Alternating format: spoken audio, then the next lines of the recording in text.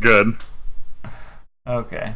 Hey there, gamers. What up, gamers? God, the ads before the Twitch things get me fucked up too. Oh, yeah. I'm fucking streaming, and they're like, "Here, watch this." Oh, yeah, that gift was a terrible choice. Sorry, guys. Sorry about the gift this week. I didn't know. If I would have chose something different. But cheeks. Cheeks? Cheeks. Did you say? How do you say butt cheeks? Butt cheeks? Squeaky voice, this one. Did you say butt cheeks? Okay. Oh. So you want to do 114? 114? Mm-hmm. I should probably pull up Audacity before we... The caucasity of Audacity. I heard the Game Informer talking about how good Harry Potter Wizards Unite was, and I'm like, can't fucking relate. Are you sure? You don't. You really don't like it? It's all right. I mean, it's nothing. It's behind Pokemon Go, and they're like, oh well, they really learned from their mistakes in Pokemon Go by adding way more content. And I'm like, are you on fucking drugs? There's 2 things you can do. There's 3 things you can do in the game. Oh, that's true. So it's like, I guess in Pokemon Go, there's 2 things you can do. So I guess you did get them in that regard, but it's just so weird. Welcome to the Mammoth Gamescast for the week of July 1st. I am one of your hosts, Night Swarm, and with me, as always, Filter Cord. What up? Hey, what's up, man? Not a lot. Okay, so after shaming myself publicly last week, I got right back into it. So I have finished, for the first time, Quantum Break. Hey, okay. I did one of those things where I played through Acts 1 and 2, and then I just didn't come back to it for a while if something else came up. Right.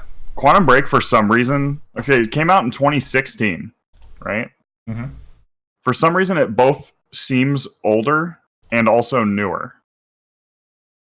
It's really weird. When I think of it, I'm like, oh, this should have come out on the 360. And then, when I think it came out, I'm like, this probably came out a year and a half ago, right?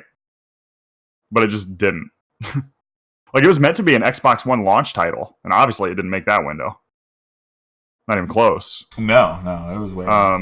The TV thing got them all fucked up. Because remember, Microsoft was gonna do Xbox TV. They were gonna have a whole run. They were gonna make multiple shows that kind of have something to do tie in with games that were coming out or whatever. Right. Yeah. And then they just called that off. So then Quantum Break was okay, we have to repurpose our entire script and reshoot a bunch of scenes to just force it entirely into this one game rather than on a TV show. And we already paid these fucking actors, huge named actors, millions of dollars. You know what I mean? The fucking villain is Littlefinger from Game of Thrones. The main character is from X-Men. Oh, yeah, he was Bobby Drake. I was like, God damn it, I can't remember where he's from, and it's because I'm purging that X-Men from my mind in preparation. Smart. His brother was from, Lord of the Rings and Lost. So, the side characters were just whoever. They were pretty much all new actors, or, they had played bit characters. But these main actors are huge. Especially, Aidan Gillen, which is the villain. Aidan Gillen, the villain. He was, in Game of Thrones at the time that they were doing this. He was in huge demand. Yeah? You know what I mean? So it's the one guy's from John Wick. Yeah, they're the other guy from Monarch or whatever. I know in John Wick he's the concierge behind the counter. Yeah. So he's a big actor, and he was from The Wire and shit. It's crazy that they got all these people, and it's such a high profile. It turned out to it just didn't live up to what it was originally going to be, which is really sad. Quantum Break in a lot of ways, it is a temp, it's a proof of concept on their way to make Control, which is the next Remedy game. Yeah. You can read a lot into the fact that Control is not a Microsoft exclusive game. They're we've had a pretty long-term after I guess they did the Max Payne games, right? So after Max Payne 1 and 2, which were available on everything, or were they PlayStation exclusive for PS2? I can't remember, but I know they're really associated with PlayStation. They were. So like after that, Alan Wake. I guess there was technically a couple Alan Wake games. No, it came out across the smaller. Okay, so after doing those two, they did Max Payne 1 and 2. There was a Max Payne movie that they were sort of tangentially related to, but that was bad with Mark Wahlberg. Yeah. They went on to be like a Microsoft studio for a while. And then after this one, with such a debacle trying to get this game to come out and everything, canceling an entire fucking TV line, they decided, we're just going to open up to the full market here. So, I don't know. Quantum Break is good for what it is. Yeah. But it just didn't get the chance to live up to what it was supposed to be. It really reminds me of like Alpha Protocol, which we'll have a new story about, by the way. Yep. So it's just kind of, I don't know, it's kind of weird. I'm going back to just look at like Remedy in general. And it's such a weird... It's a very weird studio. It's it's almost like these games shouldn't come from each other. Yep. Like, I can see Max Payne and the swing that they could go into to make Alan Wake. But then they just turn and take a complete left turn into Quantum Break and Control. It's very weird. Huh. Yep. So yeah, I like Remedy a lot. The people that work on it are really talented and they do a lot of cool stuff. And definitely. Luckily, as a studio, they're basically allowed to do what they want to do, which is really cool because they're like all the way over in Finland. Nobody really like fucks around with them. So, right.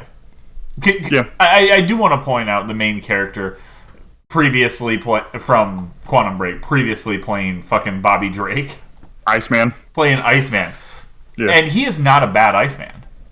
Yeah. I don't think... He has a look that would work for Iceman, but I think he was just like an unfortunate like side effect of not like putting together not a great like world and story for the character. They didn't bring together a universe for it. Right. And like that would be so fucking defeating.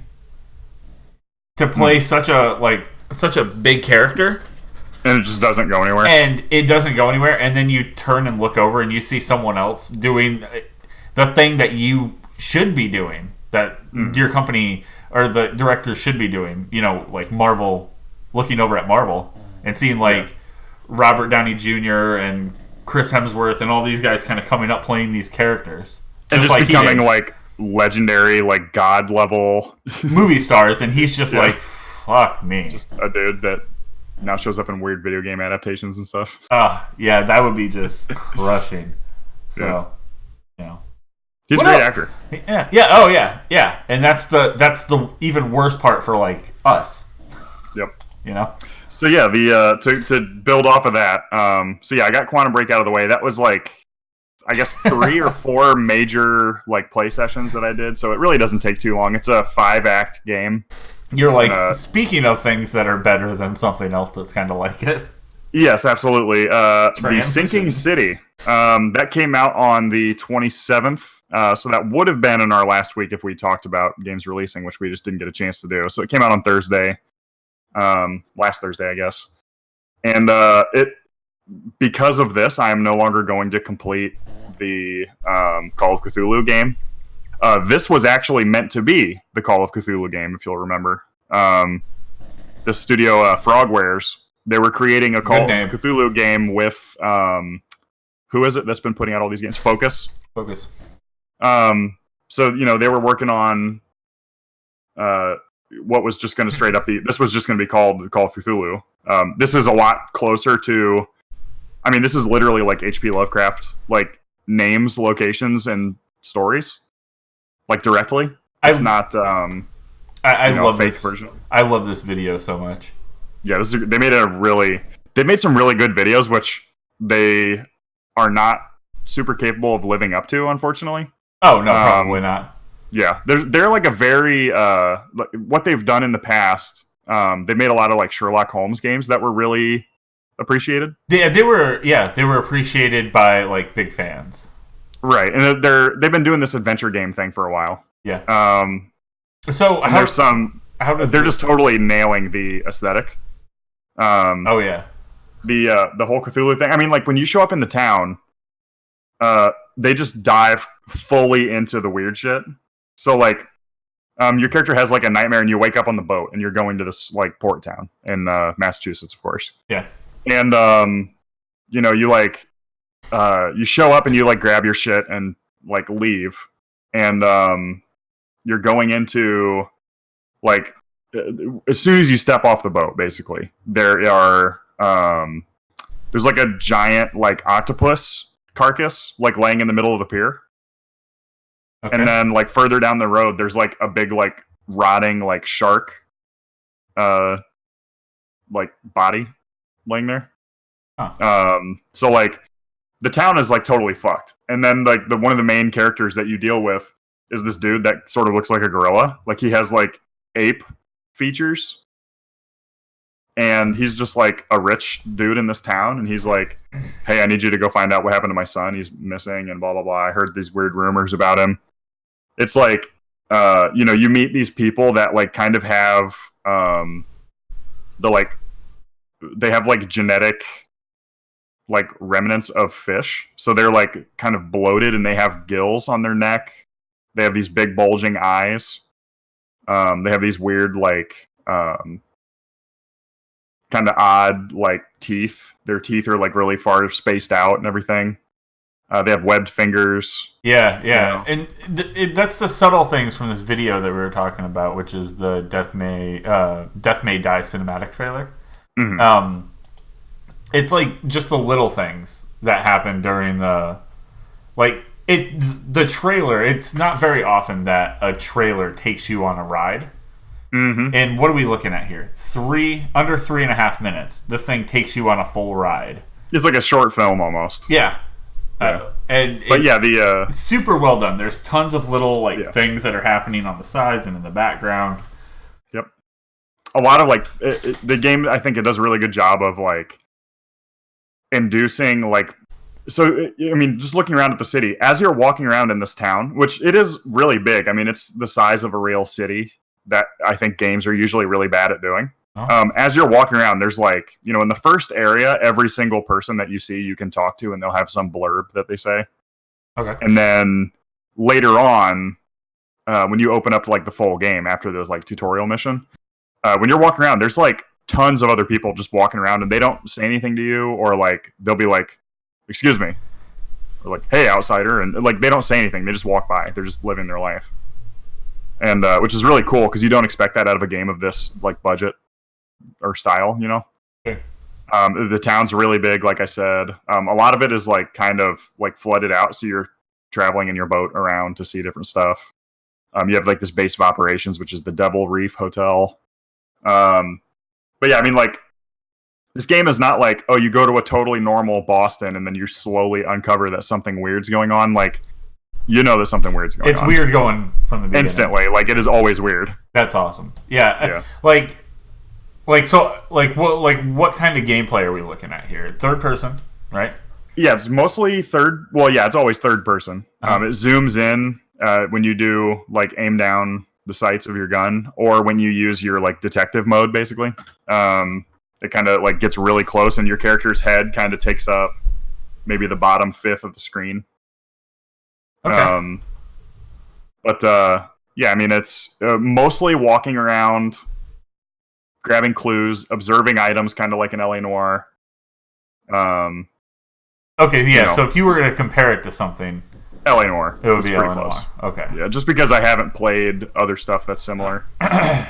Like I haven't played, you know, the Sherlock Holmes detective games that they made, which I'm sure would be a great warm up. Yeah. No, but, I mean, I really wanted Call of Cthulhu and then Sinking City, and I was like, I'll wait for Sinking City, and I didn't pick it up. Yeah. I didn't pick it up day one, but this could be an after podcast thing for me. Yeah, it's really good. There's definitely like negatives that you can feel when you're playing the game. The combat is pretty shitty. So like I have aim assist on like full because I just put it on like super easy mode. I'm just here to like experience the game. You know what I mean? I'm not trying to be cool or anything. So like my aim assist is all the way up. My combat is all the way on easy. And like when you go to attack, there's like these little like creatures that are kind of like spiders with hands. They have like you see them run by, and they're like little arm limb looking things. Yeah. So like those things will attack you. And when you go to attack them, like it is completely inconsistent to try to shoot them because they have like this dodge. And for some reason, the dodge is like seems to be randomly timed, but they'll only do it when you're about to shoot. So like they'll just be like they'll take 10 steps towards you, stop, and then dodge to the right while you're just looking at them. And then anytime you pull the trigger, they'll instantly try to dodge it. So like bullets are a form of currency in this game, and they're sort of limited. You have to craft bullets. So like it is not worth 2 bullets to kill one of these things. So I just go hit them with a melee and take a hit usually. But it's like I've heard that the combat gets like way more like even on easy mode, there's a lot of enemies that will just one hit kill you. There's places where like 30 or 40 enemies will spawn, and each one's only 1 bullet, but it's like it is not worth this. And if they all walk up to you and hit you once, then you'll die because you don't really have a lot of health, you know? Yeah. And progression, does your character, is it like stock, nothing? Yeah, you're getting upgrade, or you're getting level ups that are basically like. So what I'm doing, I think, is an intelligent route that I do in most RPGs, where all of my upgrades that I get are like giving me faster experience accumulation, so I can level up faster. Okay. So I'm just trying to like stack, so I'm gonna be like a little underpowered in the beginning, so hopefully I can ramp up toward the end. Because I imagine that it'll get hard at the end, right? Yeah. But there, even on easy mode, the game does not do a great job of pointing out things to look at. It does not do a great job of like leading you. Okay, so it doesn't really where hold you your should hand be going on right, which is good. I mean, like this is something that you're like paying a lot of attention to. It's kind of like early RPGs where like you would talk to one character in the middle of like a story conversation, and they'd be like, okay, make sure you go to the, sinking forest, and that's how you'll discover such and such in the next story mission. And then when you go to look at that, if you forget where you're supposed to go and you go back and talk to that character again, they're like, I'll see you later. And you have no way of like re-bringing up, thank you for that Taco Bell flash. You're welcome. You have no way to like bring up that mission again, right? Yeah. Like it's not in your journal, it's not in whatever. Like you just have to know what you're doing. And it's like, I don't think that really has a place in modern games anymore. Like, I should not be hampered from being able to have fun with a game by, making sure that I paid attention to this one dialogue 20 minutes ago. Mm-hmm. So if you're super into that, then it's cool. I'm in this diving scene right now, and it's got me fucked up because I hate underwater stuff. These people are crazy. But yeah, it's I really like what I've seen of the game. I'm still pretty early. I'm on like the 3rd main mission, I guess. Like toward the end of it. So I've had a good experience with it so far. And I'm definitely going to be playing through. I'm going to try to beat it. This definitely could be a game where it just trails off and you kind of lose interest.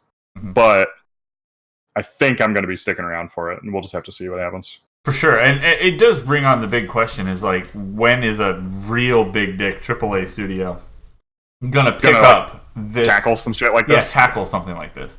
It would be so fucking well done. And like, I do get a feel, and I mean, sometimes you do see these, like, I'm trying to think of like the exact place. I can't remember the name, but Fallout. I think Fallout 4 had like a fish area. It was like a wharf. That really reminds me of this. Yeah. And there's a ton of like, what are they? Murlocs? Yep. Hanging around? Something like that. Mirelurks, yeah. Mirelurks, yeah. Whatever they're called. Yep. From World of Warcraft or Fallout. Yeah, depending on what game. Yeah. Same guy. But yeah, like, it's... Like, you get that vibe, but this... Like, it's not something that they straight up Right. It's. I mean, tackled. The kind of question is, I guess, when will we see, like the Vampire Masquerade's or the Vampire the Masquerade Bloodlines 2 version of Call of Cthulhu, right? Right. Or, something even bigger, because we're seeing, we've seen them tackle fantasy. We're in the future, we're going to see them tackle, obviously, cyberpunk. But a company like CD Projekt, or a company like Bethesda has their three staples now. But this is a cool subgenre that is stuck to these B and even lower tier games. This is, I wouldn't say it's AAA, but I would say it's probably a quality like a B plus, if not an A game. I think this is a B studio on the way to becoming an A studio. Yeah, like if they're able to knock something else out of this quality, they'll become, I think a more well known name, I guess. Right. But yeah, that's cool. I'm pretty happy with hearing a bit about this, because I've been curious, and I've been purposefully ignoring it until it was time, and for me it might be time. So we'll I'll check that out probably after this, depending on what else we end up doing. Cool. So that's been pretty much it. Just those two. I mean, I'm still kind of checking out some of the mobile games, but primarily I've been trying to get through some of these more story focused stuff. Yeah. Okay. Well, for me, I'm still one trophy away, and it's always the trophy that takes the longest, because you have to basically beat the game twice to get the experience you need. And I'm getting close to blowing through the rest of Borderlands 1 to hit level 50 and get the platinum. Nice. Which is all I need. But we did, it was probably an hour and a half session of Borderlands, the pre-sequel, where Grim joined us. And, I mean, that was okay. That was something that I guess you technically did that you forgot. Yeah. Yeah? Yeah. Yep. So, I thought we had mentioned this last week, but I guess we did this after. Yeah, it was right after. I guess. Yeah. Yeah. So it's fun. The characters suck, but we're not here for a long time or a good time. Exactly. Let's just run through this. We're just here for a time. Yeah, we're here for a bit of time. I mean, did you notice any issues? I mean, it's pretty much the same game, right? Yeah, I mean, a lot of the little bugs that were present, I think, in 1 have been fixed by the time the pre-sequel came out. However, it is the third game, technically. Yeah. So they should have been fixed. Two games ago. They should have been fixed a game ago. So, yeah, I mean, it's just not doing as good of a job in, I guess, as far as, getting you interested in what's going on in the world. It seems like, I mean, we really breezed through the first game, and this game is even more I don't know where we're at or why it's interesting. Yeah. Yep. So they did a really bad job of getting that across, I guess. So how do you feel about your character? You're playing, what the fuck's his name? Big guy, one eye. Not big guy. Big guy, one eye. Yeah. Hammerlock? No, you're playing... Hammerford? Doesn't it start with a W? I don't know. Wilhelm. Yeah. You're playing Wilhelm. I'm playing Jack, and Grim's playing Claptrap because Jesus. Oh yeah, he's afraid of girls. He's afraid of girls. Is our ways of covering up him being sexist, basically. Mm-hmm. Oh, god damn it. But yeah, this is it's been okay. I'm more excited to get through this so we can play 2. So we can get to a character that I medium like, at least. 0? No. But who knows who I'll play into, to be honest. I mean, I can tell you I probably won't play the Gunzerker. But, got him. Maybe Grimmel. I don't know. So, been doing that and playing... we did that, and I've been playing Borderlands 1 to finish up the Platinum. And as well playing, a few mobile games here and there. Still kind of screwing around with Wizards Unite. There's just a few other like little games that I've been like nothing notable that I've been like playing with. But we did get invited as a group to like our first thing. We got invited to CEO, which is a competitive video game fighting tournament. So I was gearing up for that and getting everything ready for that. And that was pretty cool. I have a video over on Facebook.com/Mammoth Games Inc. Showing off what it was like to just kind of like sit in the crowd and see all the screens. There was a ton of screens. 1, 2, 3, 4, 5, 6, 7, 8, 9 or 10 huge projection screens playing different games. Hell yeah. We actually sat on at the like left side of this video if you're looking. So if you're like behind all the chairs, we started on the left, but we ended up sitting on the far right. Not at the last screen, but the second to last screen. So like back on the far right, there was Super Smash Ultimate and then Super Smash Melee, which was what was fantastic about that is they were playing it on one of those big ass fatback old wood panel side TVs, which was awesome.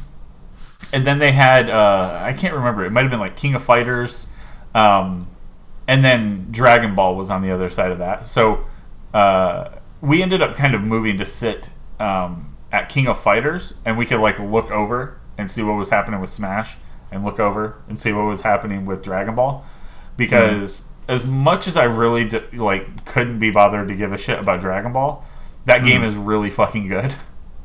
It looks good. It's good to watch because it's like a show. Yeah, it's very easy to kind of grasp what's going on. Yeah, and several times it would come down to Kid Goku versus Kid Goku. It's like it's like Odd Job versus Odd Job. It's it's fucked up. Yeah. And all the bigger characters would like take like a big blast at him, or like even little like laser blasts, and it would just go over Kid Goku's head. And it's like, okay, I'm not gonna say it's cheating, but it's not cheating. But that's fucked up. But yeah, that was cool. We'll get a little bit more into that later. But yeah, aside from that, not too much on my end, gaming wise, has been going on. So I plan on to get back into that. Get back into playing some something different aside from just Borderlands this week.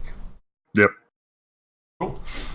So why don't we go ahead and hop into the monthlies? But before that,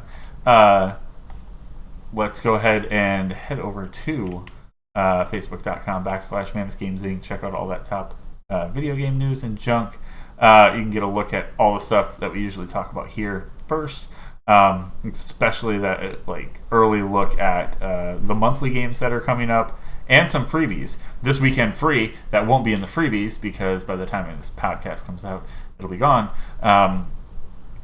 PSVR owners could play Firewall 0 Hour for free this weekend. Yeah.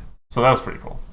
Yeah, that's pretty cool. I don't really like the free weekend things because it's like you have to download it and then just give it a discount. Yeah, I get it instead, but whatever, I get it. But if it's like I would just say give it a demo. Sure. Just give it a small demo so people can check it out, and especially with PSVR, I think that's important. I mean, it's already hard to sell these games because you're trying to sell basically the PSVR to people already. Mm-hmm. So, it kind of becomes that whole thing. But yeah, head over there. All the likes, comments, and shares are appreciated as well. Follow us on Twitter at Mammoth Games Inc. So you know when we go live and when we're live at other places doing stuff. All the tweets, retweets, likes, I guess. Sure. Yeah, appreciate it. So yeah, let's go ahead and jump into the monthlies. We'll go ahead and start with Games with Gold. All right, so this is a pretty decent month, I think. So throughout the whole month of July, the 1st to the 31st, you can get Inside from Play Dead. This is their follow-up to Limbo. Extremely good. I would recommend this to basically everybody. Yeah. It's I don't know how to. It's a platformer, I guess, sort of puzzle solving, but not really. Yeah, it's like a suspense. Kind of like stealth 2D. Yeah. Game. Yeah. Yeah. It's. I definitely recommend it. I mean, you can get through it in a couple hours or something. Not long. Yeah. It's not long at all. Yeah, it's good for a couple sits while you're to break up something you're currently playing that you might be kind of getting overwhelmed with the play style and exhausted with. So this is one of those games for sure. Yeah. The other Xbox One game available from July 16th to August 15th is Big Crown Showdown. This is like a medieval 4-player competitive combat game. Mm-hmm. So not something I'm super into, but it looks kind of cool. Kind of almost gives me like a Castle Crashers-y type vibe. Yeah. July 1st to the 15th on 360 and backwards compatible for Xbox One. One of the Castlevanias. Let's see which one this is. Symphony of the Night. The one that everyone likes. Right. So that's obviously, coinciding with the release of what was the other one? Bloodstained. Underwear. Bloodstained Underwear, Symphony of My Ass. Yeah. Flash that T-Bell logo. Hold on. That's a whole different game. Then we also, from July 16th to 31st, I don't know who negotiated this one, but Meet the Robinsons, the Disney movie game. What could that possibly be about? So, does anybody want to download that? No? Okay, got it. Okay, cool. It's got 6 total ratings on. It's got a whole 6, and all of them say smells like 5 stars though. Smells like balls. This thing smells like ball. Very odd. I won't lie. Let me look at these ratings. We got. Okay. Yeah. No, we're doing that. 5 stars and 1 3-star review. If we're doing that. This game is dummy whack. It feel like a Cartoon Network Flash game, but was made in a Korean sweatshop with 2 light bulbs and a toilet plunger. Highly recommend. No. That was shared by the Banana Pope. This game fills the void my dad never could. This may look like a Wii game, but makes me feel like the saucy sauce, so it's a like for me. That's from Grew Fucked Vector. Tom's Game says, fun, 3 stars. It is a fun game, pretty underrated, but you will probably get bored. That sounds like Grim. Is that Grim? Like, wow, this game's great. I hated it. 2 stars. Had a lot of fun playing this. Terrible game. Hate it. It was fun because I love it. It's pretty good. It brings back memories when I uses to play, and it really fun. Wow. Yeah. I can't, actions speak louder than words here. 6 idiots bought and played this game. That's all she wrote, folks. So, pretty good pretty good month, especially Inside specifically. They got a nice... kind of trails off there at the end, but it's fine. The Banana Pope. Wow. Rare Banana Pope support. Magical. So, PlayStation Plus. Yeah. I've heard some things about this. Clear my throat and wipe my ass because this is about to get moist. Oh, boy. Yep. All right. So, this is a big, hot, steaming pile of PlayStation Plus free games for July. You are going to get a soccer game, which nobody wants, and you're not going to get the Horizon that you want. So the first game is Pro Evolution Soccer 2019. It is good old Konami Konami really got they got Symphony of the Night over on Xbox, and then they got Pro Evolution over here. So considering that they are no longer making video games, that's pretty good. That's good for them. Yeah. So I don't need to explain that because I don't know what it's about. I know it's soccer. Right. That's all you need to know. It's the only it's the only real competitor to FIFA. Right. It's fairly popular. I mean, I know some European friends that are sort of into it. That they're their issues. If they don't like things that happen in FIFA, they don't that are happening with rules in real life in the organization, so they want to support something else. But it's kind of tough. Right. So that's the first one. And then our second one, again, the Horizon that you don't want, Horizon Chase Turbo. It's not Forza Horizon, and it's also not Horizon Zero Dawn. Right. So you can play up to 4 players, pilot your car through extraordinary places, watching the sun setting, facing rain, snow, volcanic ash, and even sandstorms. So, not great. Prepare for a blast of pure 90s nostalgia with Horizon Chase Turbo. It just doesn't even no. We'll go with no. Look it up. I would say I would say purchase it, but don't download it. I would say don't purchase it and don't download it. It's free though. You know. Yeah. Click the button. It's also free to go shove your dick in some hole in a wall and get herpes. I mean, is that free though? I mean, because you're paying the ultimate price. That's the point. Someone's got to pay. So that one is that one's going to be dropping here on the 2nd. So if you guys are listening to this Monday when the podcast comes out, you still have a little bit of time to go back and pick up the Handsome Collection, which is awesome, and then Sonic Mania. So last month was a pretty decent setup, technically, I think. Oh, yeah.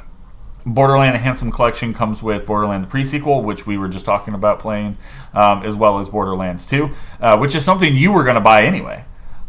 So this was a big payoff for you last month. Yeah. And then Sonic Mania is kind of just cool to have. It's probably the only good Sonic game in the last 130 years. Yeah, for sure. So those will be active until July 1st. 2nd, we'll be seeing soccer and I guess it's racing. I don't know. Rocker soccer on robots. Nostalgia racing. It's not even just normal racing. It's cheesy racing, and that's what hurts the most. It's not even a real it's not even something good like a Gran Turismo something. You know? Yeah. Painful. So go voice your opinion about that. Tell them how much you love what. Oh boy. The Rock is cooking? What you're getting. What you're getting for your PlayStation free games for the month. I don't know how they were so upper echelon. They really were. They were killing it. They just totally fucked it this time. I don't know what happened. They really fucked it. And it's every other month I feel like they've been fucking up a little bit. It's god damn it. But cool. That's what we have. So we'll go ahead, push forward into the games releasing. These ones will be releasing from the 24th to July 7th. As we did miss a few of the games from last week. So we'll do an E3 wrap up with Drake. Right. So we'll cruise through basically what happened last week. Yeah, you guys know. Yeah. Cool. So basically, the Tuesday of the 25th, but possibly later because this was very there's a lot of conflicting information. I think maybe if you pre-ordered it, you got it 2 days early or something. Yeah, maybe. The Sega Yakuza team Judgment on PS4, Xboner, and PC. This is the one that got delayed because an actor was snorting cocaine or something. Fuck yeah. Let's see if I can find him. Deal. That's him right there, right? I pause it, dude in the white suit. He's not the main guy, right? No, it's the dude in the white suit. He's the older man. Yeah. Taller. Yeah. Kind of. Yeah, it looks like they might have altered his character model, so it's entirely possible that they changed him. That's not exactly what I remember it looking like. Right. I mean, sometimes you got to do coke to get your fucking wiener on the right side of the pants in that suit. You know what I'm saying? You can see which side it's on. He's hanging it down the right. He had to do coke to get into the character. The character does coke. Oh, for sure. What is he going to do? Not do coke and not be in the mindset of the character? That's just reckless, and they're not paying him for that. Yeah, I mean, this is, a detective game, but extremely Yakuza. Yeah. God, I mean, it's in the Yakuza city. It's in the Yakuza universe. It's Yakuza graphics, Yakuza fight style. The fighting looks so fun. The more that I see of this, actually, the less interested I've been, and that's why I don't have it already. Where it's like the Yakuza games are cool, but I missed that train 45 years ago when they started. Yep. And it's, I don't know. I think it just got too much up its own shit. And I don't have time for a 700-hour game where you do a mini game to brush your fucking teeth every morning. You know what I mean? Right. I mean, this is like a fucking dick hair away from Shenmue. Yeah, no, oh man, the Shenmue guys should merge. They should make something new. These guys should just buy the Shenmue guys and just put them toward making something that's actually playable. Make something new for the PS5 or next gen console. Start right now. Buy those Shenmue cocksuckers so we don't have to hear about that anymore. That could be something. I don't know. Let's get a change.org going. All right. For real. So, moving forward, we also had The Sinking City. That one came out on the 27th as well. But we already kind of talked about that pretty heavily. Let me see what else. It looks like there was something slightly out of order.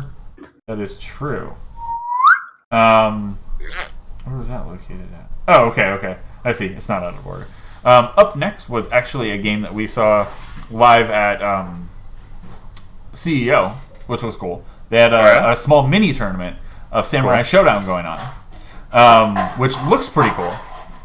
Oh yeah. I didn't get a chance to play it or anything because it was a pretty intimate competition going on. Mm-hmm.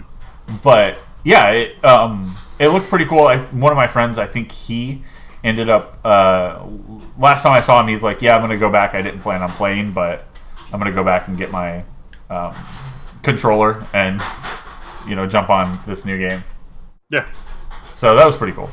But yeah, that one coming from SNK for PS4, Xbox One, Switch, and PC.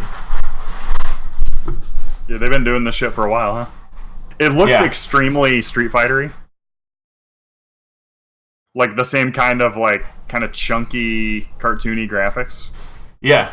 Yeah, but, all the characters are real blocky. The background's really stylized. Yep. Yeah. But cool, though. I really like what I'm seeing. The art style is good. Yeah. Yeah. I don't know. Is Samurai Showdown an old game? Yeah, they made an original ones. I mean, it's been 10 years since the last one came out, apparently. Okay. I have, it's something that's obviously not my thing. Yeah. Originally first released back in 93, and then the latest release is 2019. Yeah. So that's pretty cool. Let me see. I was looking up a little bit more information about it. Oh, wait, what's the... Oh, timeline for the series. I was like, it says that there was a game made in... Oh, okay, no, never mind.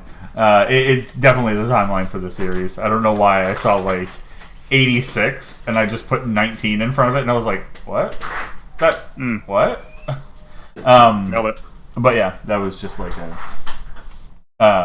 they had a timeline for the series set in 1786 going through 1811. Huh. Interesting. Neat. Yeah. Yeah, I've never played any of these, so... Yeah, I've never played it either. Go check it out if you're, really into the fighting scene. This could, definitely be something that... Yeah, I remember this was definitely a, It's very dramatic. Well, I've heard Samurai Showdown mentioned by people as being like a really hardcore fighting game. Mm-hmm. So I guess if you're into that, that's a good place to look for it. Yeah. But it's just, I'm not a big fighting game fan anyway, so this is definitely not. Yeah. I don't know. I mean, going to CEO, like I see the lure on why people are super into it. Yeah. Now, like I could not see that before. So that was something.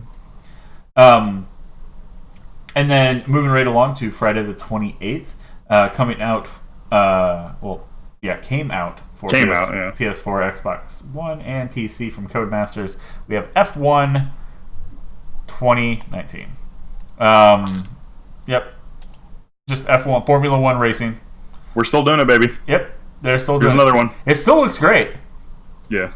But like visually, they do a great job on these. Yeah. And I would like to say mechanically they do a great job. I would like to say that, but how would I ever know? How would I know? Exactly. And I'm putting this like I used to play racing games a lot because they were fun. Like Gran Turismo back in the day, those were fun. But almost like I even played the newer Horizon, and that was pretty fun.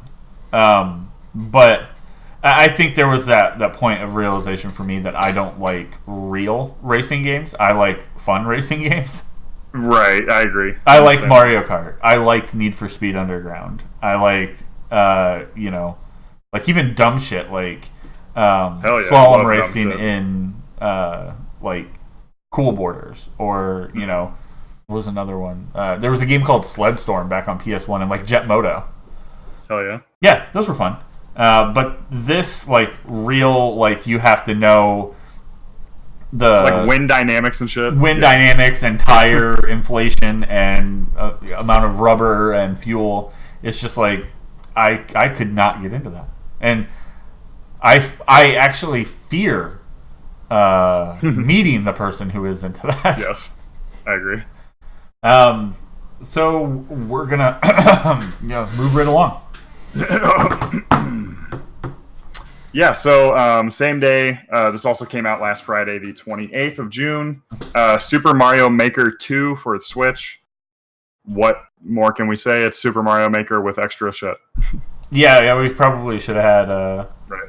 Probably should have had like Ashley on the show or something for this because she saw us and she's like, "Why didn't we get the first one?" And I was like, "It's not my jam for sure." And she's like, "Yeah, I'm not talking about you." I'm like, fair.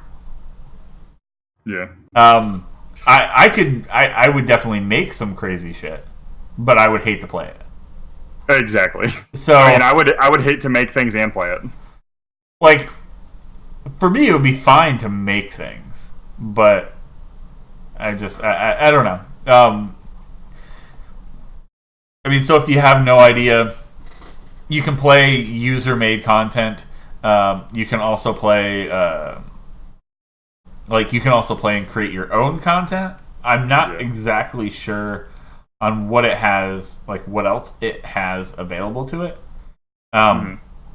Like if there's some other kind of mode or anything like that. But I'm all for the creation, like the creation bit. Yeah, that is cool. So. Sure, it's cool. I just, I don't know. With a lot of this stuff, it's like, if this is your intro, like if you get into this when you're a little bit younger, or if you're not like super into a whole like big breadth of games or whatever, it's really cool. But as somebody that wants to work on and make games, I cannot think of something that's more of a waste of time. Where it's like, just go on Unity and make things. That's true, but I mean, then I sat in on a panel this week that was like this lady, this community manager for Square Enix. She's like, yeah, I got my job because I played Final Fantasy 11 and then I played Final Fantasy 14 and created content, just like little bits of things for the game. And like, she didn't create like art assets or anything like that. She created like story content for like her guild. Yeah. It's like, all right. So that's interesting. I do see the lure, and I think sometimes companies like to snuff out who are the creative people by, using things like this. So yeah, it's certainly, if it's something that you're into and you're having fun with it, it's interesting, but it's just not something for me, For sure, yeah. So aside from that, let's go ahead and jump into the things that are coming out this next week. First, starting on Tuesday, July 2nd, we have Final Fantasy XIV Shadowbringers for PS4, PC, Mac, coming from, of course, Square Enix. Yeah, we talked about this a little bit on the the Square E3. They showed off a little more. Right. So Shadowbringers, let me check into that really quick. I want to see exactly what it's bringing to the table, because I don't remember, even though we've talked about it. I honestly don't know what the new thing that it's going for is. I don't know what it adds. This is extreme late game content. I've already seen people talking about online where they're like, okay guys, if you're trying to play the new Final Fantasy 14, it's really difficult to come at as a new player, and the core game is hundreds of hours. Right. So it's long. I've been lost so long ago by MMOs that even where I'm at, it's still unwinnable at this point. Yeah. I mean, even where I'm at, I'm still really far away, and I'm finished with the whole core first game, and part of the way into the second or first expansion. But yeah, it's new environments. The new race, I think, is the is it Vera? The bunny? Yeah, Vera or whatever. Yeah. Yeah. As well as brings up some new characters and a new trust system. So you can start a new journey as the Warrior of Darkness. So, I mean, this game does do something that's really cool, and I appreciate that they do this. Your one character can last forever. You don't have to make a second character like you do in a lot of MMOs. Your one character may never have used, you've never been a Dragoon. And your friend comes in and they want to play. You start as a Dragoon. You pop back down to level 1. Right. But with your red mage or whatever, you might be, max level doing in-game stuff. But you're level 1 with the Dragoon, so that you guys start at the beginning.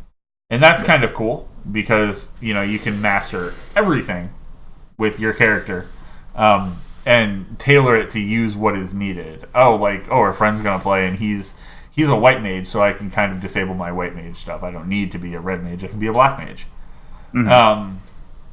So, it's pretty cool. I do like that about it. But it is one of those games you need to be willing to go find a group of people to play with, or have a healthy amount of people to play with. I think that whole, and the obvious content running rampant basically, and you not playing any of it kind of holds you back. So yeah, cool. Coming out on the 4th of July, at the same time as season 3 of the TV show, Stranger Things: The Game 3, PS4, Xbone, or Switch. It's coming from Bonus XP. They've been making these kind of NES-like, Super NES-like games for Stranger Things to kind of fit with the era. I think they do a really good job of capturing that feeling. Obviously, they're a lot more detailed than games would have been actually back then. But I think it's pretty cool, very interesting, and it adds some additional content to the movies, or the I guess I should say shows that you're watching. Have they made other versions of this? Have they made 1 and 2? Oh yeah. Okay. I don't know. One was a mobile game. Oh, okay. Yeah. Yeah, I mean, this could be something I could see myself messing with. Sure. Yeah. I mean, it's kind of interesting. Maybe it'll pull me into the show a bit more. Mm-hmm. So yeah, that's pretty cool. Yeah, not a lot to say about it. And I don't. They're not the exact same timeline as the shows. They're like a different timeline, so you can't like ruin the show by playing the game. Yeah. Oh, okay, I thought this would be like leading up to like. I always appreciate that when you have a show and it goes from season 1 to season 2, and you're like, well, what the fuck did they do in between season 1 and 2? And I really like how they do that. Mm-hmm. But that's cool as long as it has an audience or whatever that are into it. It looks cool. Like, it's something I could see myself definitely playing on the Switch. Yeah. Cool. And then Friday, the 5th of July for PS4, Xbox One, PC, from Xiaomi and EA Originals, we have Sea of Solitude. Looks good. Yeah, I feel like you probably have more information on this than I would.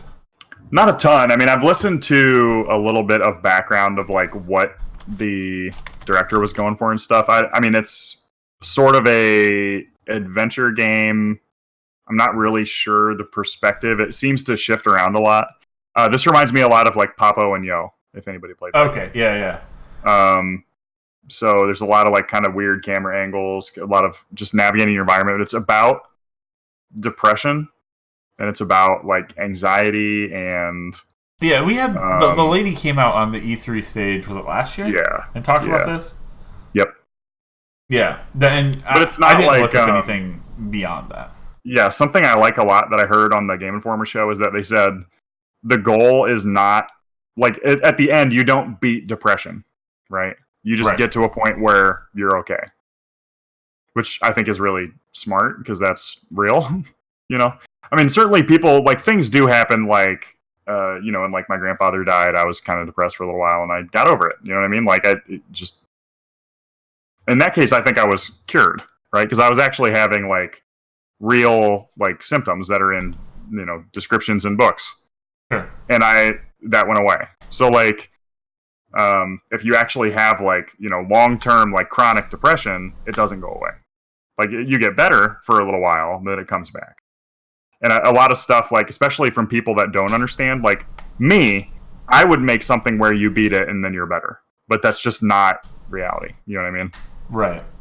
For some people. So I'm really interested to check it out and see where they're going with it. And obviously, I really like the look and the art behind it. Yeah. So I mean, pretty much everything behind it looks like it's pretty solid. The art, the story, the like the oddness kind of makes it stand out just a little bit. Yes. So that's that's important, especially in indie games too. I mean, obviously, EA looked at these guys and they are doing something original for us to call them an EA original. Mm-hmm. So. Cool, yeah. That looks really good. If you guys haven't seen Sea of Solitude, go check it out. I imagine it's probably a pretty short game. Yeah, I'd imagine a couple hours maybe. Yeah, so something that you could, sit down, enjoy, and, talk about how it's probably like one of the underrated games of the year. Mm.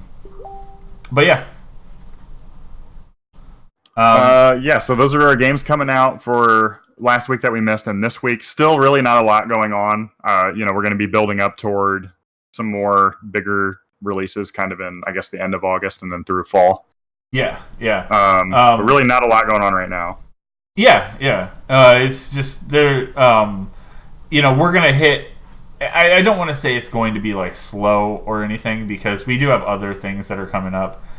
We have RTX actually coming up. I mean, we're not going to be in attendance, but it is something that's going to be happening. I'm sure some sort of little bit of news will come out of it. And that's going to be happening, I believe, on the 5th of July. And then there's Guardians Con happening right around the same time. And then, we'll always have, in a couple of months, Gamescom, Paris Games Week, Tokyo Game Show, and then as we kind of progress further into the fall, we'll start to see that holiday upswing, and that's when things will start to get as crazy. I don't feel like I feel like the beginning of the year was a lot more crazy than the end. Mm-hmm. Yeah, and it looks like that trend's going to be continuing next year. Yeah. Yeah. So that's cool. So there were a few things that I saw, and I was like, it's not really a good freebie or an alpha, beta, demo, trial thing. But I did see something cool, something that pretty much everyone universally is excited for. Cyberpunk, CD Projekt Red and Cyberpunk did a PlayStation theme that you can have on your console. You know, it comes with sounds, new icons, and of course the rad picture of V with the gun and the Cyberpunk logo, and the kind of like Californian vibe with the palm trees. And yeah, it looks pretty cool. You can download that for free right now over on your PlayStation. Yep, I just downloaded that earlier. Nice. It's really hard for me because I have when they set up the custom ones, I made an MGI one and I haven't changed it. Yeah. So there's new art looming, so I'll probably change the art on the PlayStation. But a little bit of a pain in the ass. All right, so let's go ahead and jump into the weekly nudes. Like I said, we don't have a lot. We'll talk a little bit about some of the stuff that we missed from before, and then we have about 2 things that we think were kind of like noteworthy, even though they're super not noteworthy. And then we'll talk a little bit more about CEO 19 that we were invited with. Nice. Cool. Go ahead and take it away. Yeah, so this is from last week, but very weirdly, I guess we have a couple in a row of just kind of like weird things being possibly unavailable. So Fortnite is actually raising their minimum graphics PC requirements. So the article from the Fortnite team on the epicgames.com, starting with Season 10, the PC version of Fortnite will require a graphics card running DirectX 11. While the DirectX 11 capable graphics cards have always been one of Fortnite's system requirements, we kept support for online players with older graphics cards. However, when Season 10 begins, it will no longer be compatible. So basically, this is a game buy new that... stuff. I mean, yeah, it's a game that has been available that you could play with a DirectX 10, I guess. Yeah. And even their description is really weird. DirectX capable graphics card has always been a system requirement. We kept support online for players with older graphics cards. What does that mean? So that means it wasn't a requirement because you could play without it. Right. So it was always a requirement, but now it's a requirement. So it's different now. Well, I don't know what they mean by that. Do they require you to have that running an older version? Is that what that means, maybe? I have no idea. Like, it needs to verify online for players with older graphics cards. So maybe you didn't have to put in an update that would make a DirectX required. Yeah, maybe DirectX 11 wasn't required to function. You could actually I'm not sure. Scale it back. If your the way that they describe it is is really weird. I don't really understand. But yeah, maybe there's like a compatibility mode that you can run DirectX 11 as if it's DirectX 10 or something. I have no idea. Nerds. But yeah, it's kind of interesting that think of the idea that you have a game that you maybe spent, $200 of your mom's money on, and suddenly you can't play it on your computer anymore unless you go spend $80 on a new graphics card or whatever. You'd probably have to spend more than that. I mean, DirectX 11 is nothing new. You could run that on a pretty shit graphics card. I've had DirectX 11 for like 5 years. Right, exactly.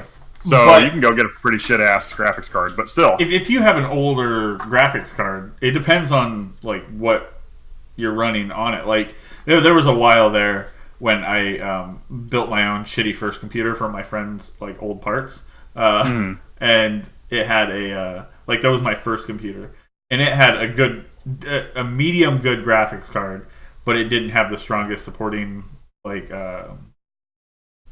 motherboard, and definitely not a good processor. So it burned it straight the fuck out. Real fast. Bye, bitch. Yeah. So possibly a new motherboard. Yeah. Yeah. At that point, like when I see that and it's like you've put it off that long to upgrade stuff, like you might as well just start over. Because you're gonna need new power, so like you're gonna need new like power distribution possibly. Well, luckily, power supplies are pretty much you really don't have to update them like you used to have to. Right. However, like you're saying, like if you need a new motherboard, need a new processor, might as well get all new everything because you never know. Putting an old, 10-year-old power supply in the new thing, it might burn out in 5 minutes and kill your new fucking motherboard or whatever. Yeah. Yeah. All right. So cool. It's kind of weird. I mean, I would imagine Fortnite PC players probably have relatively sophisticated systems, just because I would think most.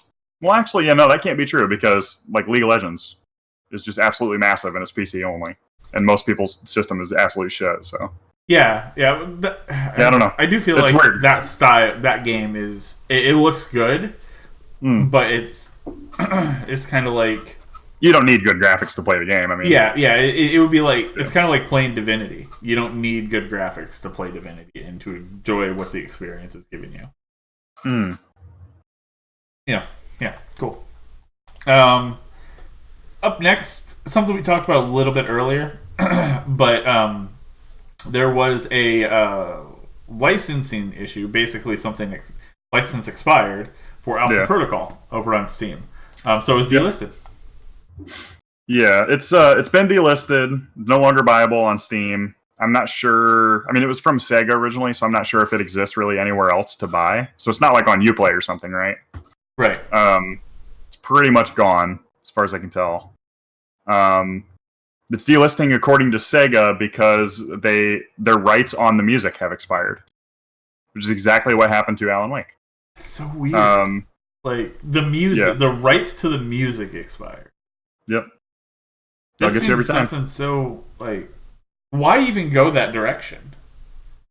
Like we're seeing these games drop off that people like a lot. Well, and here's the real question: how hard would it be if you recontact those companies and it's like, okay, Sony, EMI, whoever, you already let me put, fucking Backstreet Boys, I Want It That Way as our closing credits song, a song from 1997 or whatever. Yeah. If I gave you, at the time when we licensed it, when the song was only 5 years old, you charged us, $50,000. Can we relicense it now for $100? Because it's already in there. We're not adding anything in the world. We're not taking anything away in the world. We're just relicensing for another 15 years or whatever the fuck it is.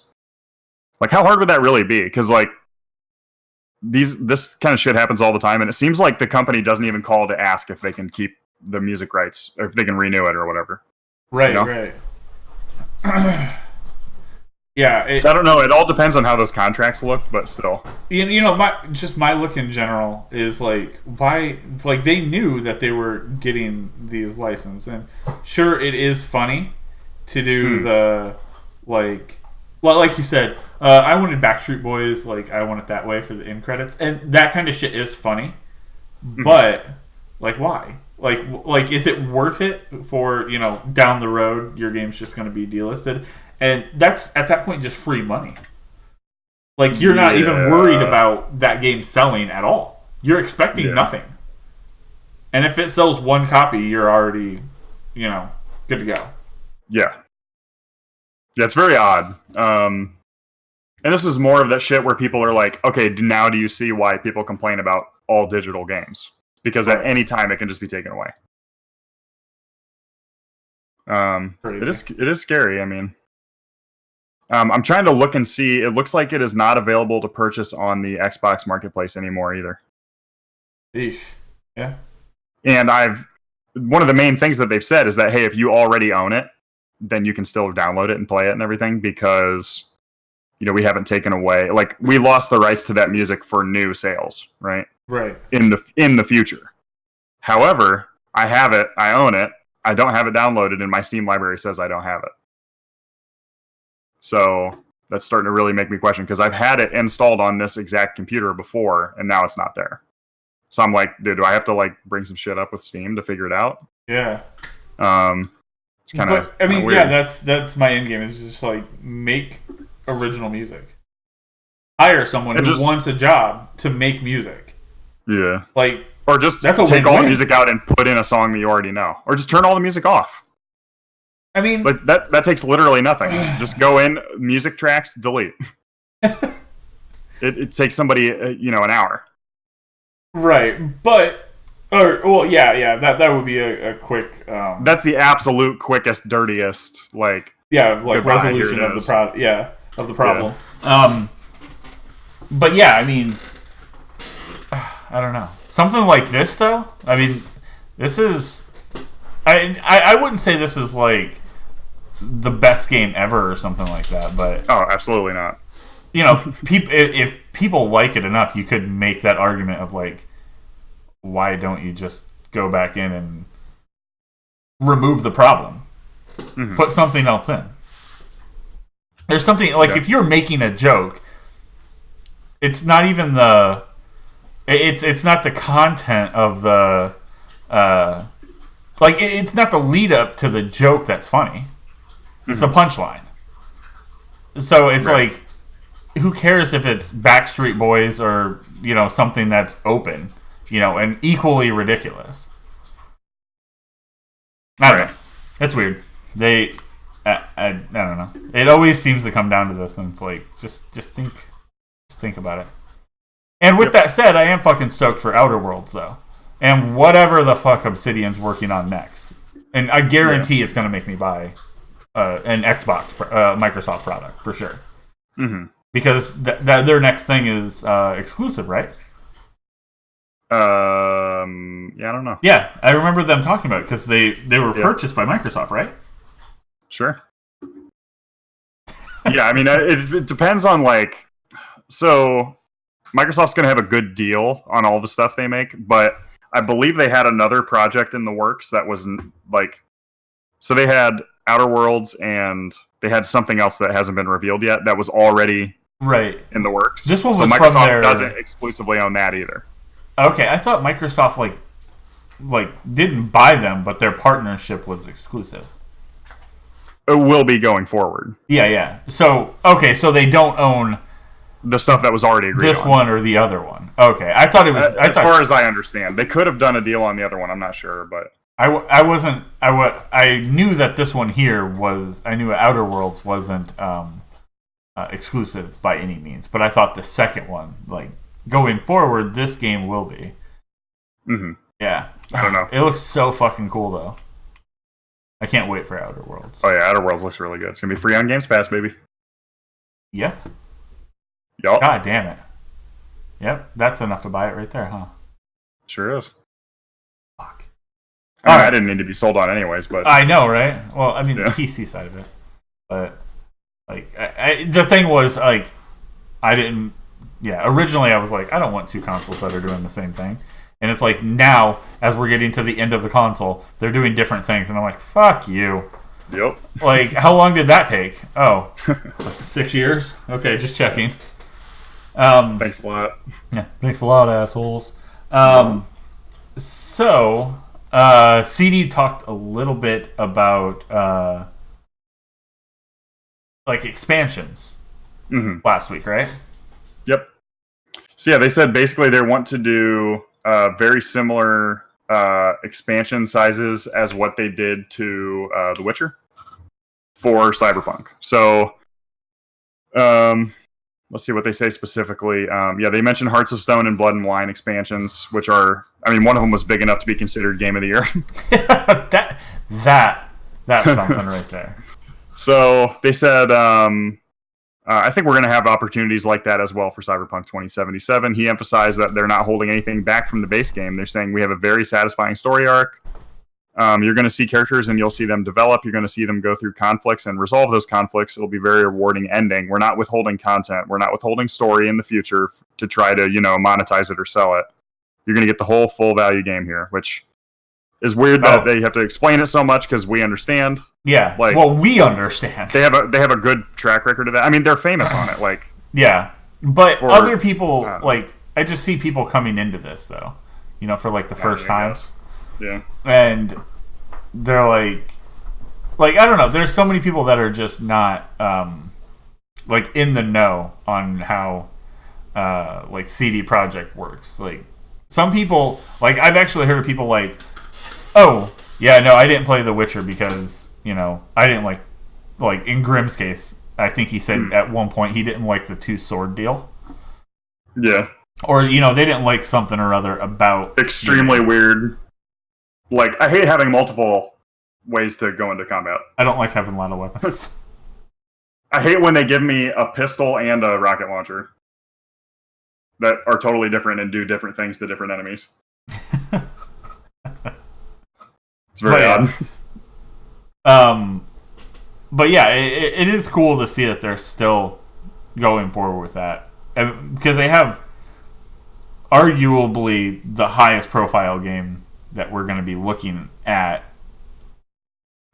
Yeah. Maybe since Grand Theft Auto. Maybe.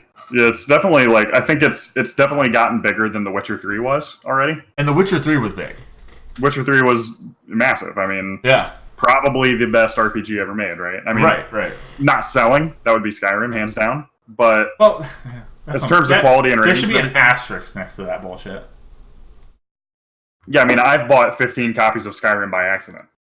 Yeah. I only meant to buy one. I only bought one. Yeah, they got us. Those rat bastards, they got us. But I am excited to see, I think that's one of the things for me that's I'm mostly anticipating about Cyberpunk is where we're going from, and where we're going to. What's point A and what's point B. And I know the game is going to be, the journey from point A to point B. But then having that knowledge, where are we going after we get to the end? Where are they leaving that open, and what's going forward? And then I kind of get sad because I'm like, and then after the expansions, it's going to be over for a long time. Yeah. If they, I assume that they would want to return to it, but weird shit happens, and they could never return to it. It could just end, and then that could be the end, and then that would be a bummer because the Cyberpunk, the world in general is fucking fantastic. For sure. Yeah.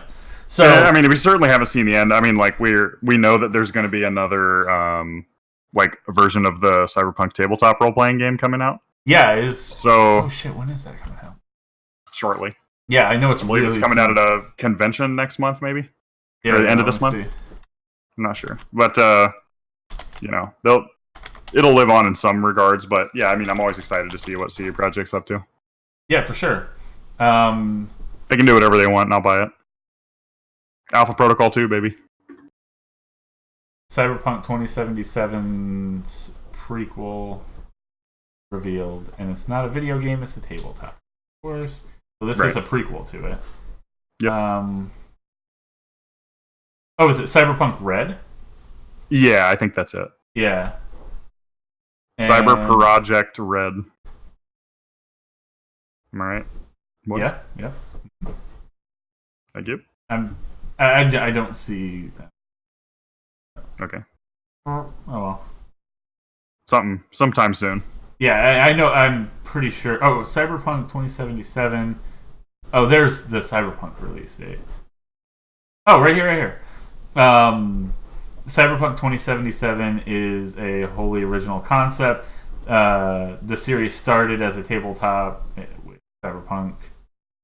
It was 2013 originally, wasn't it? That was the second version. Okay, so the first version was 2020. No. Yeah. The first one was 2013. Yeah, you're right. Okay, so yeah, these guys have it wrong. Yeah, because I thought the original version. And then 2020. They went in chronological order.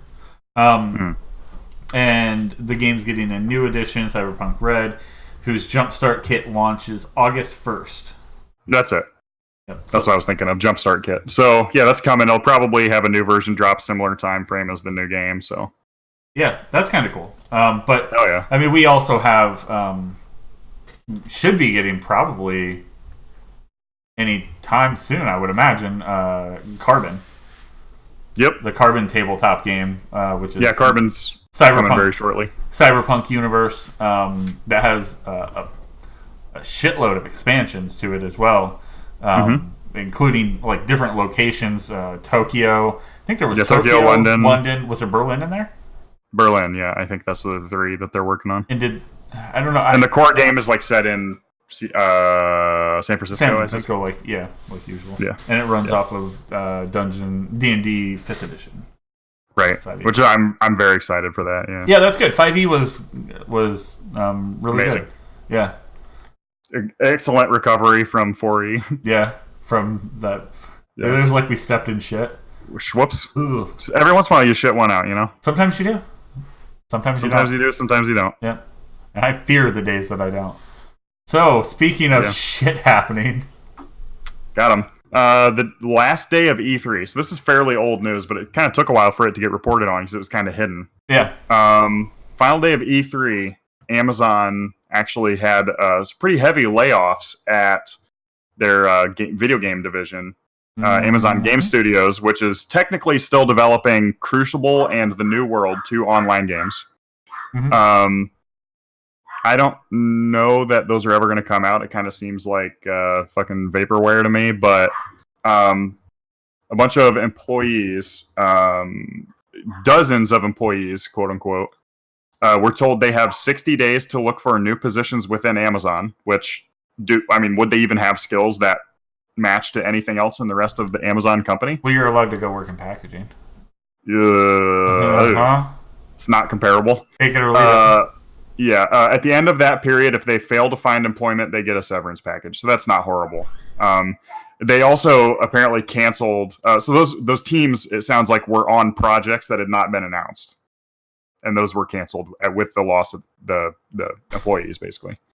So they haven't said how many were laid off, but they did say we're reorganizing some of our teams to allow us to prioritize development of our 2 games and a few new unannounced projects we're excited to reveal in the future, which is like, there's been an Amazon game studio since like 2009. Yeah. None of the stuff's coming out. You know, began ramping up its game division in 2014, and things have went pretty shitty. The company canceling its first game, Breakaway, back in 2017. So beginning of 2014, let's say, to end of 2017, that's already a cycle to make a full game. Yeah. I mean, not for something like, I don't know, some like major... Nothing big dick, but definitely major something. AAA or whatever. But yeah, your first game. So they had, Clint Hocking, was originally Far Cry 2, now working on Watch Dogs 3. Yep. They had the Portal game director, Kim Swift, working for the company that also left. Neither one of them shipped anything. Yep, they bounced. Amazon's massive investment in Crytek, which they took and created Lumberyard out of, it really has not been picked up by the industry. So, yeah. Somebody commented and said, in even bigger news, Amazon actually has a games division. Yeesh. So it's like they haven't done or made anything. Yeah. I don't know. It's weird. Yeah, it's odd and it sucks, but I feel like we'll see definitely the people who belong in that industry, they'll get picked up. And they'll get picked up quick. Well, it's tough because like if anybody started their career there, they have absolutely nothing to show for. Right. But they do have at least 6 years of work, right? Yeah, they do have that. I mean, we saw that with one of our friends who works at Naughty Dog. She had nothing technically to show, but because she was working there and that came out, like, hey, I was laid off. I was doing good work. You can see, my pedigree here. They're like, yep, you're right. So they do have a little, even if they didn't ship anything, they have something going for them. But if you have mediocre work, it's going to be rough. Right. Yeah. All right. Cool. Well, let's jump into the Steam Summer Sale. This Summer Sale's theme is a Grand Prix. And there are 5 different teams that you can back. Obviously, everyone picks Corgi. Literally, everyone picks Team Corgi. I'm on the Tortoise team. R.I.P. I'm just going to go straight with Corgi. I mean, it'll get to the finish, and you know what I mean? Yeah. Well, the first, second, and third all get rewards. Oh, okay. Wait, what's the point then? That's a great question. There's only 5, so I don't understand. 2 people are dumbasses. And everybody, they just pick random people, and all those random people. How many random people do they pick? I don't know. They've been really like unclear about that, so there's been a lot of complaints because like they're like, oh, we'll either give you random games in your library, or if they're expensive, we might give you like big discounts on them. Okay, here we go. But they didn't explain how that worked, so a lot of people have been like unwishlisting like indie games because they want to win big $60 games and not $20 games. Right. And indies rely on having a bunch of wishlisted, like being on a bunch of wish lists, because that gets them on front page on Steam. Right. So a bunch of indie studios have been fucked by this because Steam didn't explain how this shit works.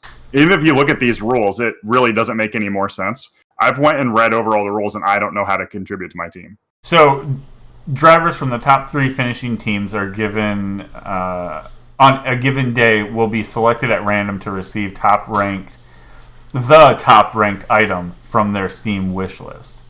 This item must be available for sale rather than merely coming soon. 300 drivers from Team 1, 200 drivers from the second place team, and 100 drivers from the third place team will receive a free title. Be sure to rank the titles on your wish list and add any new ones you're interested in. So it's literally your top. Altered. Yeah, your top. That's been altered. It wasn't like that before. At the end, before it said you'll be given a random one from your wish, or you will receive a free game from your wish list. Yeah, which that would not be good. So people went and cleaned out all but one. Basically. Right. At the end of the entire Grand Prix, we will award 1,000 random drivers from the first place team. The top 3 ranked games on their wish list. For the second place, we'll award 1,000 random drivers. The top 2 and third place will award 1,000 random drivers. The top ranked game on their wish list. So really, what you want to do is set up your top 3 games in total, and make them big dick games that you are going to be spending a lot of money on. Right. So that's the deal. How you can contribute is play a new game, review a game, add 3 items to your wish list, or watch a broadcast. Each completed task increases your maximum points by 500, enabling you to complete the Grand Prix quest and claim some achievements. So also, for every $1 you spend, you get 100 points. You can complete quests, like I said, and save, and claim achievements. Boost rewards with tokens you can spend at the pit stop, I guess. Yeah, and then you win, I guess. So okay, so for example, I've spent like $25 in the sale so far. Mm-hmm. It has so far given me 0 points. Interesting. I should have about 250, right? No, it says $1 equals 100 points. Okay, so I should have 2,500 points. I have 0. Right. It says like review, so I went and reviewed a couple games. Didn't give me anything. It's working, but it's not showing you that it's working, is what I've heard. That's possible. But yeah, some of the things that they have hanging around up there that's heavily discounted. You can pick up things like Elite Dangerous for $8. My time at Portia for like under 25, which people are pretty big dick about. 2 Point Hospital. I really didn't like that game. I love 2 Point Hospital. 2 Point Hospital, under $20. You can spend actually 26 and get the Big Dick Edition. So that's pretty good. City Skylines. I would recommend that. Under $8. BattleTech under 15. Watch Dogs 2 was like $12.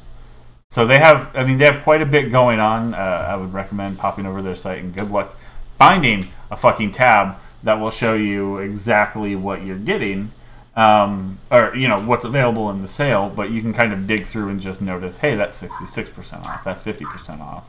That's 70% off. Yeah.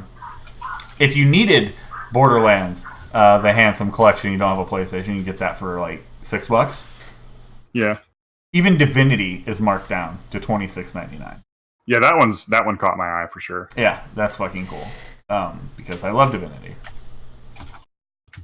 Even new things, Three Kingdoms is 10% off. Mm-hmm.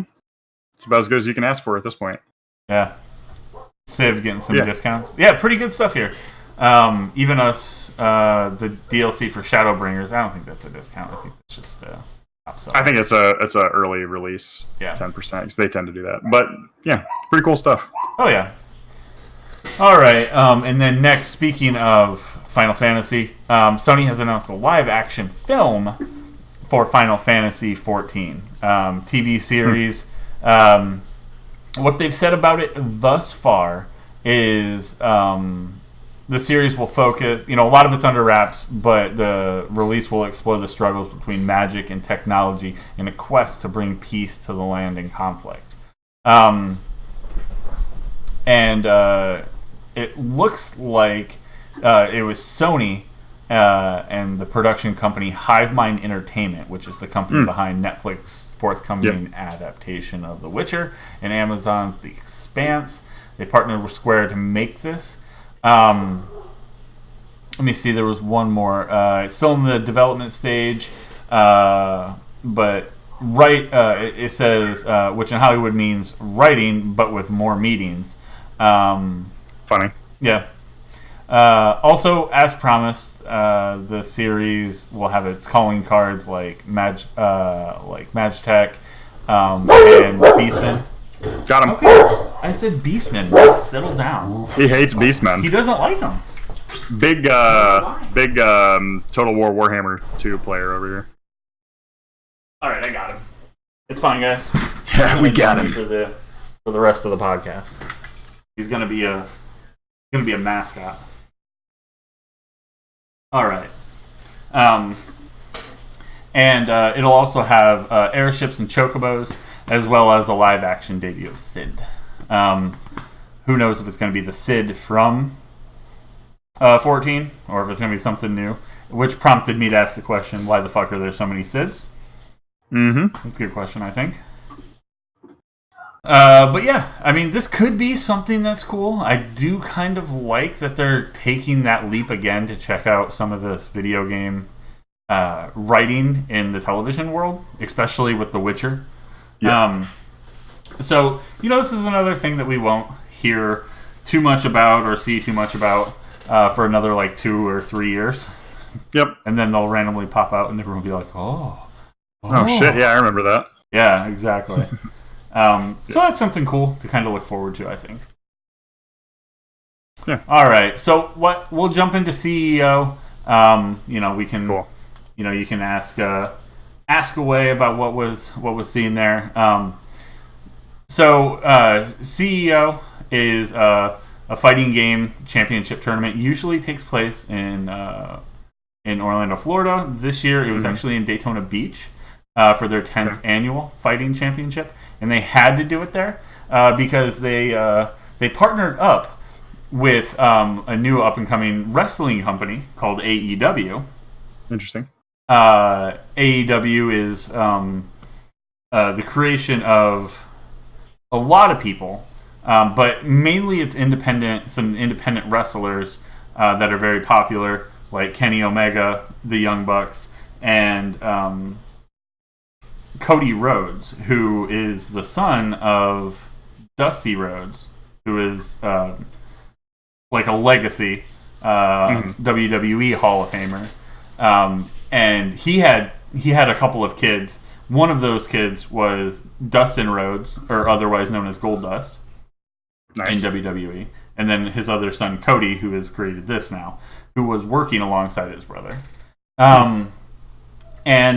So they had a spoof to Firefest that happened.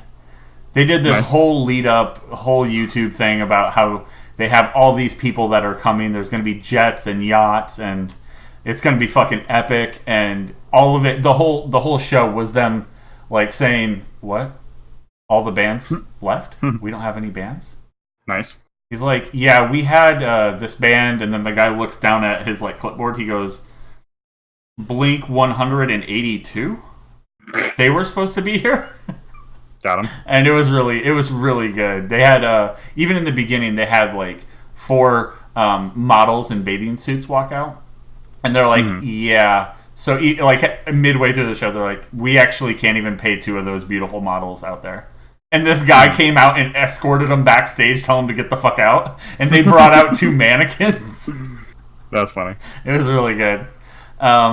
So they had to have a bigger arena to accommodate that. So they went to Daytona Beach. Can't remember the name of the show floor there, but it's like right like on the beach at Daytona Beach. And yeah, so they kind of opened it up. They had pretty much a ton of shit there. Not only did they have the exhibit hall, which had all the pre-fights and then all of the like main stage fights that are wrapping up today as we're recording this on June 30th. But they also had an arcade, Jabali Arcade, which was open all weekend, 24 hours a day. So you could go into the arena literally at like 3 or 4 in the morning if you want. They had tons of community panels. Some of them even included making it in the video game industry, which was cool. They had an artist alley, ton of like merch and stuff that you could buy from like people who were making the shit by hand, which was good. And seeing all the artists is always nice. And then, of course, yesterday they had the wrestling show starting at right around 7. So it was a pretty big day. It was the first time that we ended up getting a media pass for something, which was super cool. Yeah. I mean, I do have like basically like a mini slideshow here, just showing off some of the stuff that we saw. I figure, we could talk about some of it. Sure. So, yeah, like the intro to the place had like we did have a slight snafu when we got there, because they're like, oh yeah, what's the name for the media pass? And I tell them. And they're like, oh, maybe it's under the media organization. Like, yeah, sure. And I tell them, and they're like, yeah, I'm not seeing it. And I was like, I mean, is there someone else that knows what's up?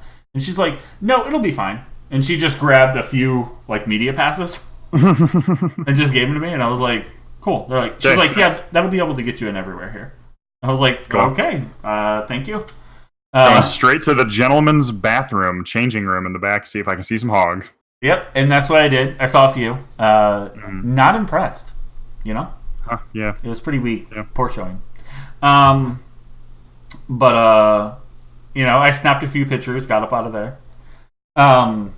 But the exhibit hall, and okay, so I want to start with something that I hate, because I think that brings people together a little more. Hell yes. And it starts with Samsung. Oh boy. So I like when you walk in, they partnered with Samsung and apparently like Simple Mobile, and they had a big Samsung like come in and sit at this like lounge. Nobody in there. All right, but they have like 5 PlayStations set up. No controllers. So it's like, all right, do I just put my dick in it? Yeah. But on the way in, they're like, okay, just go ahead and fill this out. And she scans this little bracelet and hands me a phone. And so I fill it out, and they're like, put your phone number in. What do you currently use? And I was like, I'm not putting my phone number in there. Yeah, I wouldn't. And I, handed the shit back, and she puts this bracelet on me, and I was like, okay, whatever, it's fine. She's like, that'll be able to get you in here all day. And I was like, ooh, such VIP access. Yeah. And I go and sit down at this like shitty little area for a few minutes. As I was messing around, trying to keep up on social media with what we were up to. And it wasn't until later in the show, I was like, I'm not going back to the Samsung thing. So I tried to take this little like wrist tag off, and it's impossible. Oh my god. I literally had to wait until the end of the night and cut it off. Damn. What the fuck? So it's like two pieces of, you know, the material that a lanyard is made out of? Yeah. That's what it's made of. Damn. And it's a straight piece of cloth that has like a little ID bracelet on the one side of it that has like a number, I guess. I don't know why they have to like give each person who comes in a fucking serial number. And I'm like, what is this? Auschwitz? Like, this is fucking crazy. And it had the same feeling though. And as you're in there, like, there were just other like odd people that were just kind of like loitering around with Samsung shirts on, doing nothing, which was fine, I guess.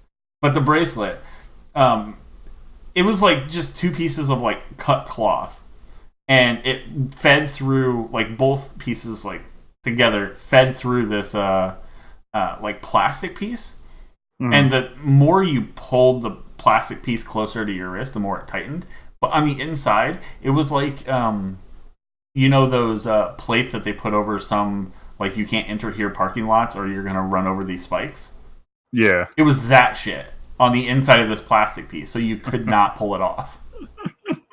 And I was like... It was like shredding your flesh. Who the fuck made this? That's like, funny. It was pretty poor. So, you know, fuck those guys. I'll start off with.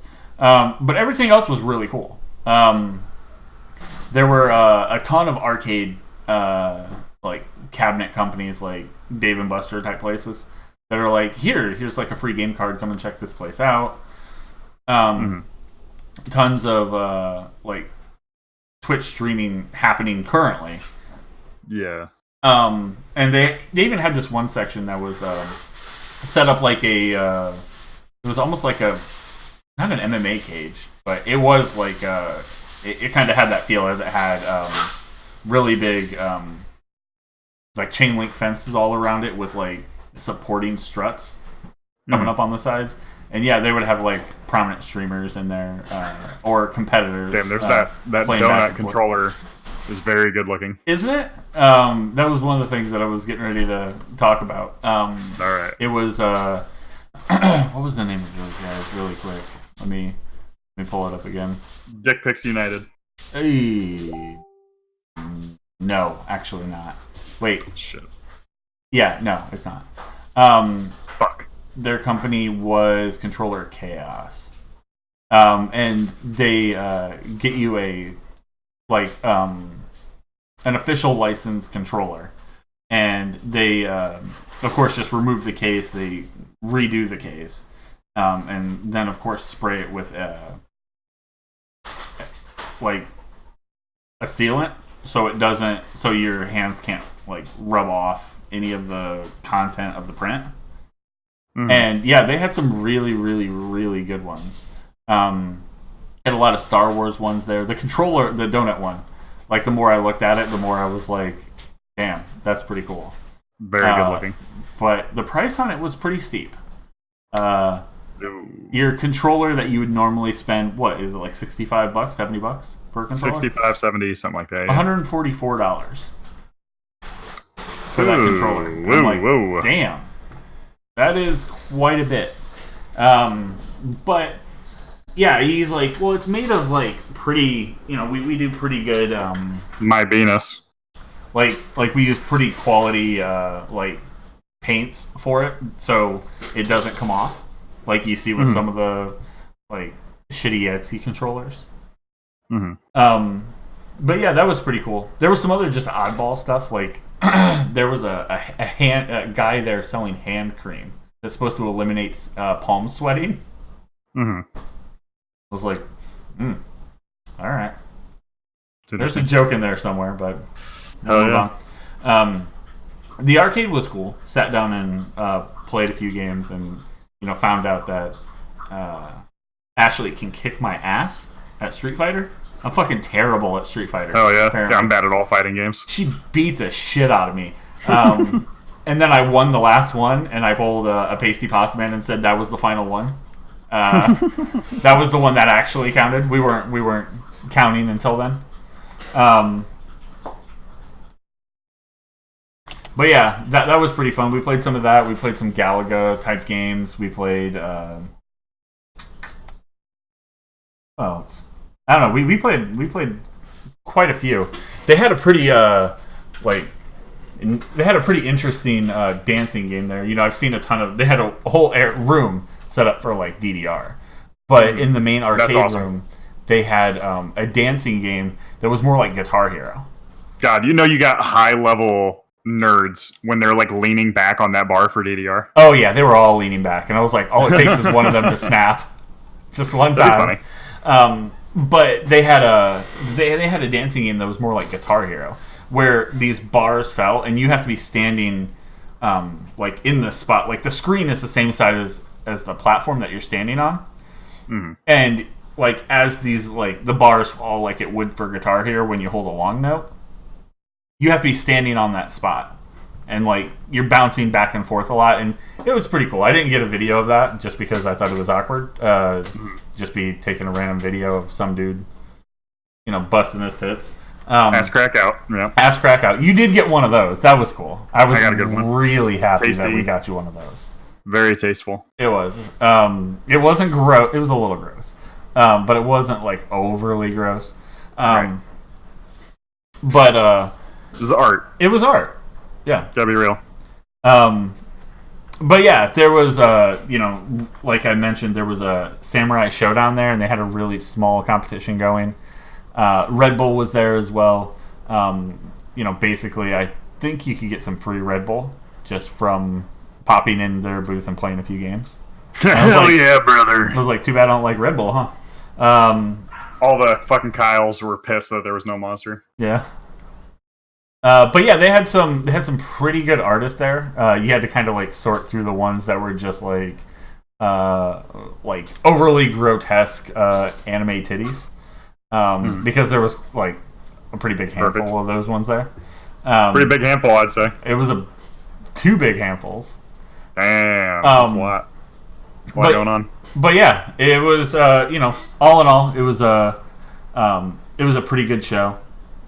We got some merch. They had some pretty cool cosplayers there as well from fighting games, and we saw some pretty exciting moments from Smash, which was like probably the best part.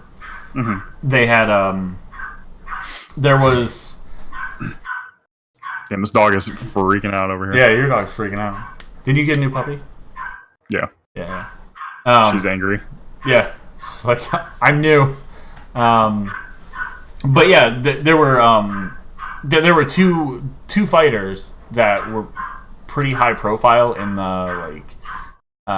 the second day. They were like favored to probably win, and they were like one would roll back and try to bait the other one closer to fall off the ledge, and then the other one would like literally just jump over them off the ledge and try to cut them off the ledge.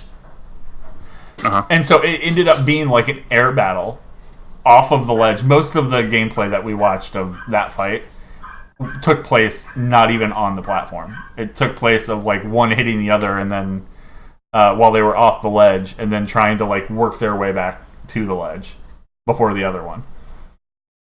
So that was pretty wild. Yeah. But yeah, it was pretty cool. Definitely not something that I would be like that I'm super into. But I got there, got to kind of experience their what their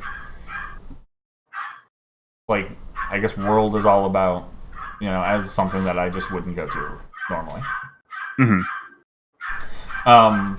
But yeah, moving forward, some other places and things that we would like to like maybe check out. I'm going to say probably Guardians Con is out of the question, and RTX, of course, but we can, of course, check out anything else local. Of course, PAX, and we'll probably sign up for E3. And just see what happens. And we'll keep you guys posted on that as, things happen. So if you guys that listen or watch are interested in coming out, definitely something that you can, come out and hang out with us. Yeah. for sure. Cool. All right. That pretty much wraps up everything I had to say. If you guys have any questions or anything like that, you can feel free to hit us up over on Facebook. That's facebook.com/Mammoth Games Inc. You can also keep up with all the news and junk over there on the daily as well on Twitter @Mammoth Games Inc. Go hit that follow button and make sure you know when we go live and are doing wacky shit like going to CEO. Hell yeah. Cool, man. Did you have anything else for this show? Yeah, we're looking to see what more kind of live events we can go to in the future. Still kind of trying to figure out what is sort of feasible because obviously we really don't have a travel budget. Right. But yeah, so definitely like if anybody is going to be somewhere in particular and thinks that we'd be smart to show up there and kind of cover some of the stuff that's going on, let us know. Luckily, we usually have. You can count on Drake to go to a couple events a year to talk about. So yeah, and something that I've been thinking about picking up is, like a camera and a microphone, or something more official, so we can get some more official photos, content, and possibly even interviews. I mean, there was a ton of chances I had to interview some of the people there, but it was. Like, I don't think I wasn't equipped for it, and I knew I wasn't going to be equipped for it going there. So it wasn't really too big of a deal. This was kind of dipping your toe in the water, I feel like. Right. So, just kind of seeing, hey, what's up? What are these like? What would I be capable of doing in the future if I was preparing for it? That kind of thing. Right. So, next, what I really want to focus on is actually us playing something or someone playing something that we can shed some light on or get some insight about. But I just don't think CEO was the time for that. We know what Super Smash is. We know what King of Fighters and Dragon Ball. We know what all of this is. It's not something that you're going to be surprised from. But the surprising thing comes from how well some of these fucking people can play this game. Hell yeah. That's incredible. There were so many crazy big moments during Dragon Ball as well. So, it's pretty cool. Yeah, if you can catch some highlights from the last day, I would say probably the June 30th day finals of CEO. You will see some crazy shit. So go check that out. But cool. Thanks for hanging out, guys. And until next time, I am Night Swarm. And I'm Filter Cord. Have a good one.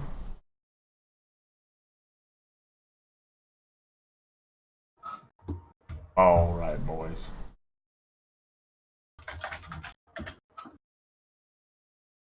Boom.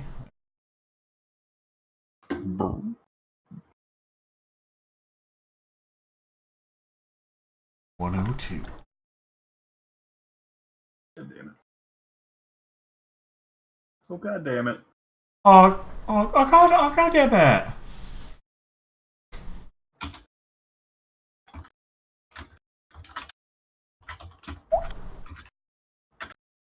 That just still fucking kills me because I did put that picture from Fighter Fest up there of having the 4 girls out on stage, and then they came out and they're like, bitches gotta go. That's funny. Quality stuff. Yeah. All right. Cool. So yeah, I think that'll be it for probably the live stream too, guys. If you popped in, thanks for hanging out. If you watched, you ended up watching, a little bit later. Yeah, we appreciate you. Thanks. For sure.